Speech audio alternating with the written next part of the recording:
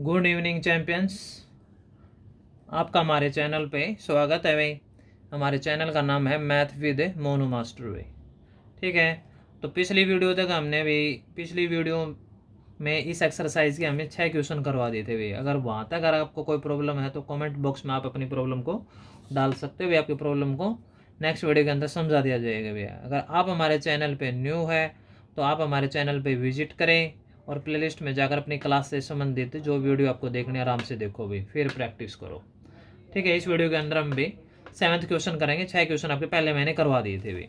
तो 7th question देखो भाई, तो मैं आपको यहाँ पे स्टेटमेंट में पढ़ा देता हूँ भाई।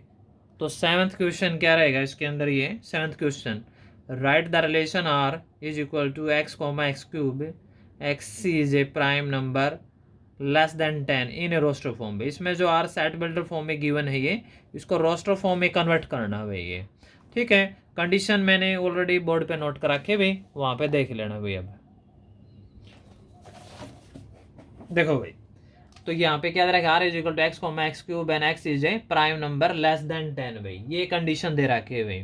ठीक है, ये सेट बिल्डर फॉर्म, इसको रोस्टर फॉर्म में कन्वर्ट करना है।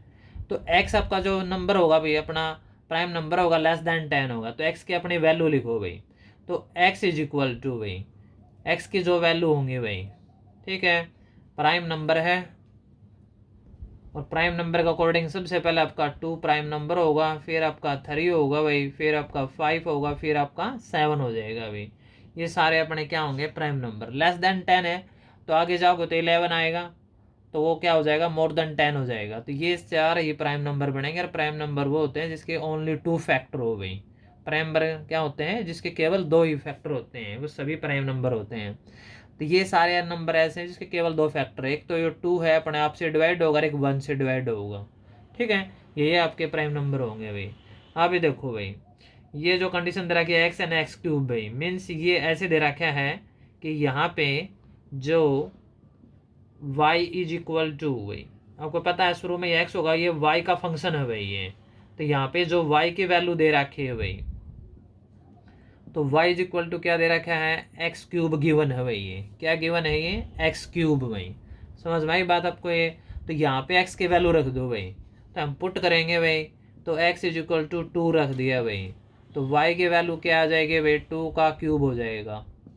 यहाँ पे रखेंगे ना इसी फंक्शन में, ये जो फंक्शन दे रखा है एक्स एंड एक्स क्यूब है, तो ये एक्स होता है पर वाई का फंक्शन है ये।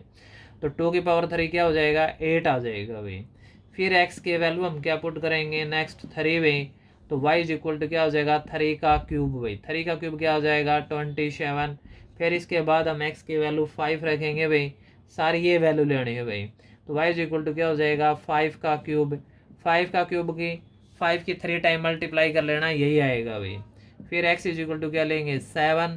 तो यहाँ पे y इज इक्वल टू क्या हो जाएगा, 7 का क्यूब भाई। तो 7 का क्यूब भी कर लेना भाई, 343 आएगा भाई। ठीक है, करके देख लेना आराम से, 7 के 3 पर मल्टीप्लाई करोगे यही आएगा भाई। तो ये इसके रिजल्ट आ जाएंगे। अब इसको हमें रोस्टर फॉर्म में लिख देंगे भाई। तो r इज इक्वल टू भाई, ठीक है, तो हमने 2 रखा। ठीक है, 2 रखने से वैल्यू क्या आई भाई, इसकी 8 आ गई भाई। ठीक है, इसी तरह 3 रखा तो क्या गया था, 27 भाई। क्या था, 27। और 5 रखने से क्या गया था भाई, 125, ये रहा। और 7 रखने से क्या गया था, 343 भाई। ये इसकी क्या हो जाएगी, रोस्टर फॉर्म हो जाएगी भाई। समझ में आई बात आपको ये।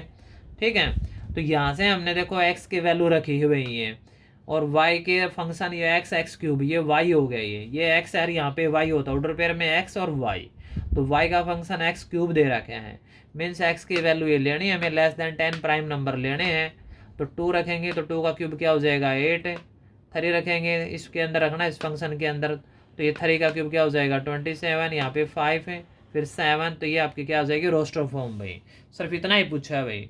अगर आप इसका फर्स्ट है, अगर डोमेन लिखोगे तो इसका फर्स्ट जो एलिमेंट होगा वो डोमेन हो जाएगा, सेकंड एलिमेंट होगा वो उसकी रेंज हो जाएगी। सिर्फ इसके अंदर पूछा इतना गया है भाई, ये वाई दे रखा है भाई। ठीक है, तो ये आपका क्वेश्चन कंप्लीट हुआ भाई। नेक्स्ट क्वेश्चन देखोगे अपने बुक के अंदर भाई।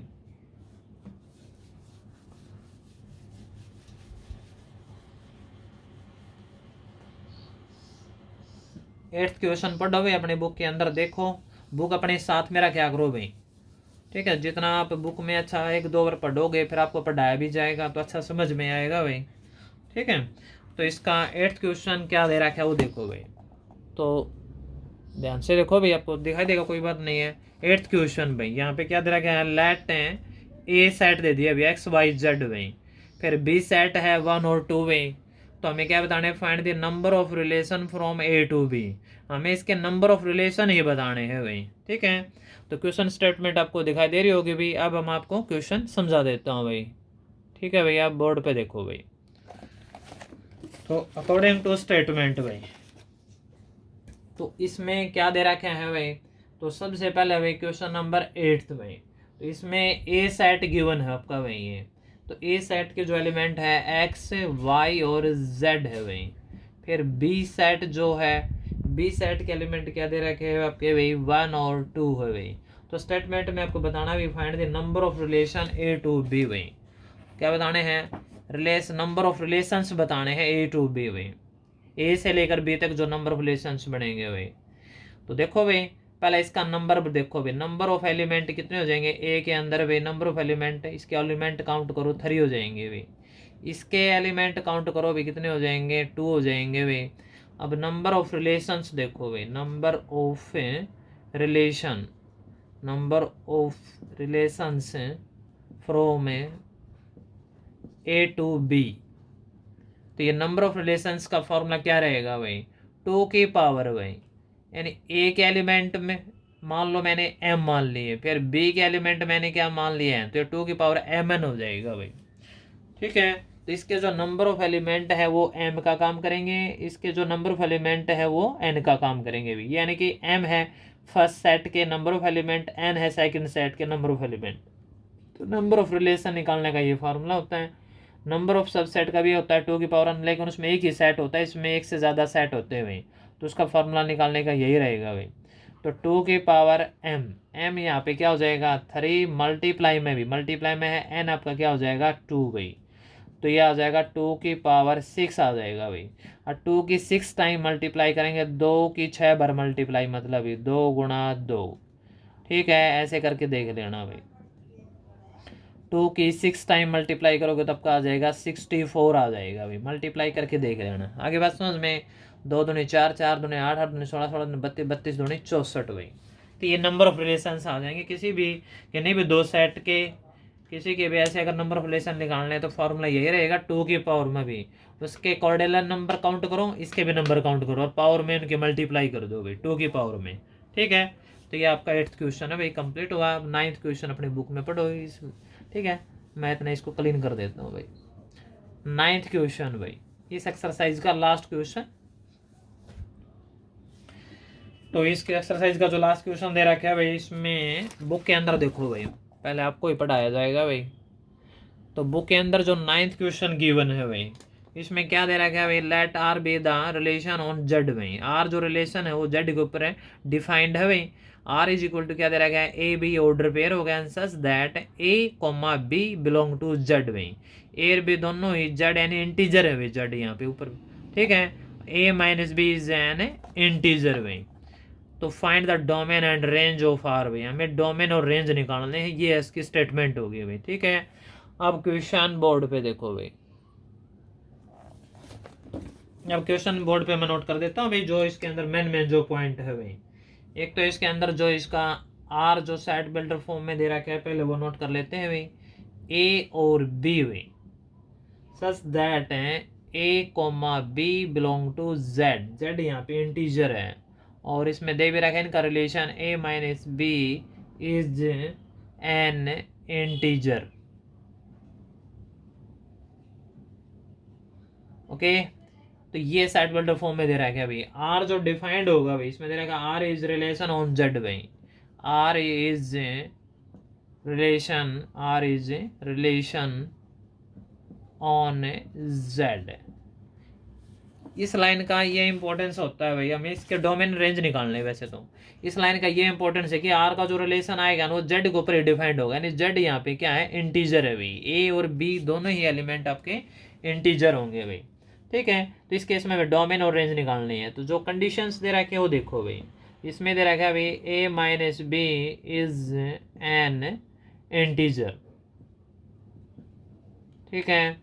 तो a माइनस बी का जो ऑलवेज रिलेशन होगा वो इंटीजर होगा, लेकिन कब होगा, जब आप a और b दोनों ही क्या लेंगे, इंटीजर लेंगे, तभी तो ये कंडीशन होगी। अगर आप a और b की वैल्यू अगर आप इंटीजर लोगे नहीं तो ये फिर ये हर बार इंटीजर थोड़ी आएगा, ठीक है। मान लो मैंने a की वैल्यू मैंने 1 ले ली भाई, ठीक है, यहाँ पुट करके दिखाते हैं, a की वैल्यू 1 ले ली और b की वैल्यू मैंने 0 ले ली भाई। तो यहाँ पे इसके अंदर अप्लाई करने हैं भाई, तो 1 माइनस 0 कर दिया, 1 माइनस 0 क्या आएगा 1, और 1 भी क्या है इंटीजर भाई, a और b दोनों इंटीजर हैं, ठीक है। और देख लो एग्जांपल है कि a की वैल्यू मैंने मान ली 3 ले ली भाई, तो b की वैल्यू मैंने 2 ले ली, तो दिस इम्प्लाइज 3 माइनस 2, ये क्या आ गया 1, और 1 भी क्या आपका इंटीजर है भाई। ये इंटीजर वैल्यू लोगे फिर उनका डिफरेंस भी ऑलवेज इंटीजर होगा। और कोई एग्जांपल लेके देख लो भाई, a इज इक्वल टू मैंने 11 ले लिया भाई, b इज इक्वल टू मैंने 7 ले लिया भाई, दिस इम्प्लाइज क्या हो जाएगा 11 माइनस 7 इज इक्वल टू 4 आ गया भाई। तो ये भी आपका क्या आ गया, इंटीजर आ गया। तो रिलेशन इसका ऑलवेज इंटीजर आएगा भाई, समझ में आई बात। और a की वैल्यू आप क्या लोगे, वो भी इंटीजर लोगे, b की वैल्यू लोगे वो भी आप क्या लोगे, इंटीजर लोगे, ठीक है। और सेट बिल्डर फॉर्म से ही आपको इसका डोमेन रेंज का पता चल जाए, क्योंकि ये वैल्यू फिक्स नहीं है भाई, कितने ले लो आप इंटीजर लेते रहो, इंटीजर रिजल्ट आते रहेंगे ये। तो इसलिए जो इसके डोमेन आएंगे भाई, ठीक है, आप ये चीज़ लिखना चाहो लिखना, इट इज़ क्लियर दैट या आफ्टर ऑब्जर्वेशन वे। तो यहाँ पे जो डोमेन हो जाएगा इसका भाई, डोमेन ऑफ आर में, आर यहाँ पे रिलेशन है भाई, तो इसके जो डोमेन होंगे भाई वो सारे के सारे क्या होंगे, इंटीजर ही होंगे भाई, क्या होंगे वो, इंटीजर। तो यही इसका आंसर होगा। आप इंटीजर को चाहे किसी फॉर्मेट में लिख दो भाई, यानी कि इसका जो डोमेन होगा वो ए होगा भाई, तो आप इसको ए बिलोंग टू इंटीजर भी लिख सकते हो भाई, ठीक है, या फिर सीधा इंटीजर लिख देना भाई।